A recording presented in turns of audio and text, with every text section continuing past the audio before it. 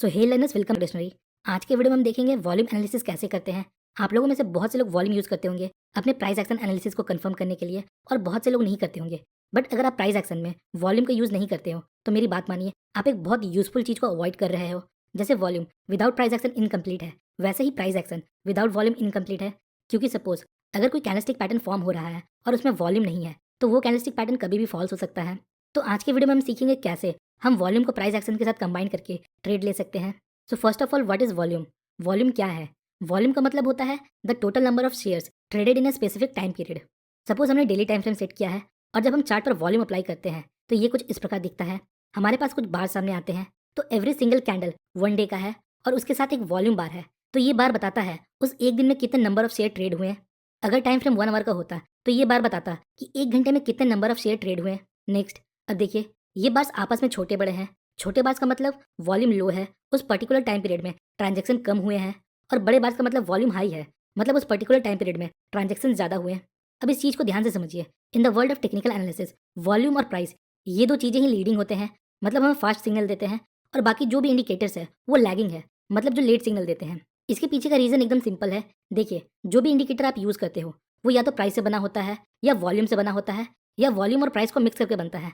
तो पहले प्राइस और वॉल्यूम में सिग्निफिकेंट चेंजेस आते हैं, फिर इंडिकेटर उन्हें रीड करता है और उनके बेस पर आपको सिग्नल्स देता है। तो अगर आप वॉल्यूम और प्राइस एक्शन पर फुल फोकस और डिटेल स्टडी रखते हो तो लिटरली आपको किसी भी इंडिकेटर को देखने की जरूरत नहीं है। तो वॉल्यूम और प्राइस एक्शन को कंबाइन करके ट्रेड कैसे लेते हैं उसके कुछ रूल्स देखते हैं। Number 1, trade breakout with volume conformation.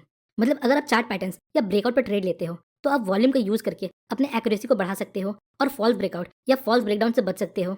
आइए एग्जाम्पल की हेल्प से समझते हैं। लेट सपोज हमें चार्ट पर एक असेंडिंग ट्रायंगल पैटर्न स्पॉट होता है। नाउ अब हम ब्रेकआउट का वेट कर रहे हैं।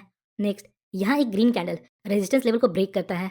अब देखिए, जेन्युइन ब्रेकआउट को कैसे आइडेंटिफाई करना है इस पर मैंने ऑलरेडी डिटेल वीडियो बनाया है, जिसमें से एक टेक्निक है वॉल्यूम। अगर इस ब्रेकआउट कैंडल का वॉल्यूम इस रेंज पीरियड के एवरेज वॉल्यूम से हाई है, so there is a high probability ये ब्रेकआउट जेन्युइन हो सकता है। नेक्स्ट, यहाँ देखिए, ये हमारा रेजिस्टेंस लेवल है, चूंकि प्राइस इस लेवल को हिट करता है और यहाँ से रिवर्स हो जाता है। अब देखिए, प्राइस वापस इस लेवल को अप्रोच करता है और रेजिस्टेंस लेवल को ब्रेक कर देता है। अब इस कैंडल को देखिए, हम लोगों में से बहुत से लोग कंफ्यूज होंगे। इस कैंडल को देखकर हम सोचने लगेंगे क्या ये ब्रेकआउट हुआ है या नहीं हुआ, क्योंकि इस कैंडल का फॉर्मेशन ही कुछ ऐसा है, और हम इस ट्रेड को अवॉइड कर देंगे। बट आगे देखिए क्या होता है, मार्केट इसी कैंडल के ब्रेकआउट पर ऊपर चला जाता है। तो ऐसा क्या था इस कैंडल में? आइए इस कैंडल का वॉल्यूम एक बार देखते हैं। इस कैंडल का वॉल्यूम एवरेज कैंडल के वॉल्यूम से ज़्यादा है।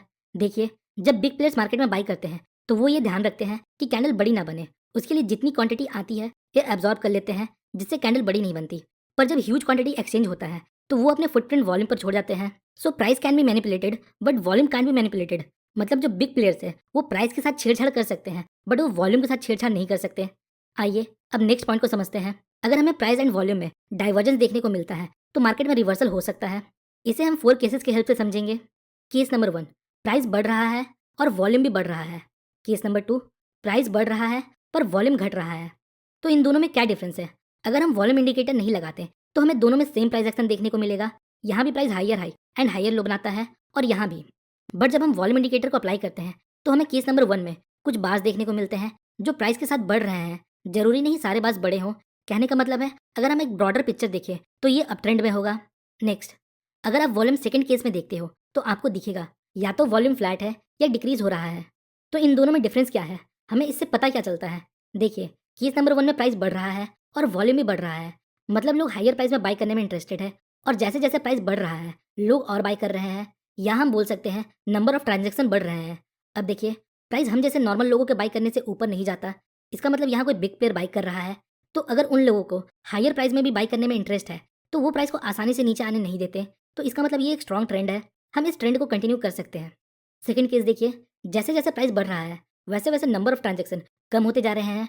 सपोज जब प्राइस 500 का था तो इतने नंबर ऑफ ट्रांजेक्शन हो रहे थे, और जैसे प्राइस 550 होता है नंबर ऑफ ट्रांजेक्शन कम होते जाते हैं। इसका मतलब ज़्यादा लोग यहाँ महंगे में खरीदने में इंटरेस्टेड नहीं है। बट इसका मतलब ये बिल्कुल नहीं कि ये बेरिस है, ये एक वीक ट्रेंड है। तो हम ये समझ सकते हैं यहाँ बिग मनी इन्वॉल्व नहीं है।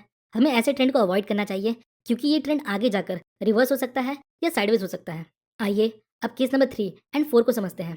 केस नंबर 3, प्राइस गिर रहा है बट वॉल्यूम बढ़ रहा है। केस नंबर 4, प्राइस गिर रहा है और वॉल्यूम भी कम हो रहा है। तो दोनों केस में प्राइस लोअर लो बना रहे हैं, बट केस नंबर 3 में वॉल्यूम बढ़ रहा है और केस नंबर 4 में वॉल्यूम घट रहा है। मतलब केस नंबर 3 में जैसे जैसे प्राइस घट रहा है, लोग और भी ज़्यादा सेल कर रहे हैं। मतलब जो बिग प्लेयर्स हैं, अभी भी सेल करने में इंटरेस्टेड है। मतलब ये एक स्ट्रॉन्ग डाउन ट्रेंड है। और केस नंबर 4 में वॉल्यूम डिक्रीज हो रहा है या फ्लैट है। मतलब जैसे जैसे प्राइस घट रहा है, लोगों का सेलिंग इंटरेस्ट खत्म होते जा रहा है। सपोज जब प्राइस 100 का था, तब सेलिंग ज़्यादा हो रहा था, और जब प्राइस 90 हो गया तो सेलिंग कम हुआ। इसका मतलब बिग प्लेयर्स अब इसे और नीचे ले जाना नहीं चाहते। तो यहाँ से प्राइस या तो साइडवेज चला जाएगा या ऊपर चला जाएगा, क्योंकि जो प्लेयर्स मार्केट को गिरा रहे थे, अब उनको मार्केट को गिराने में और इंटरेस्ट नहीं है। तो ये ट्रेंड यहाँ से रिवर्स हो जाएगा। तो होपफुली आपको ये चार्ट के समझ आ गया होगा। आज के वीडियो में इतना ही। सो होपफुली गाइस आपको इस वीडियो से थोड़ी इन्फॉर्मेशन मिली होगी। अगर आपको वीडियो इन्फॉर्मेटिव लगी तो वीडियो को लाइक और चैनल को सब्सक्राइब जरूर करें। मिलते हैं नेक्स्ट वीडियो में, तब तक के लिए बेस्ट ऑफ लक।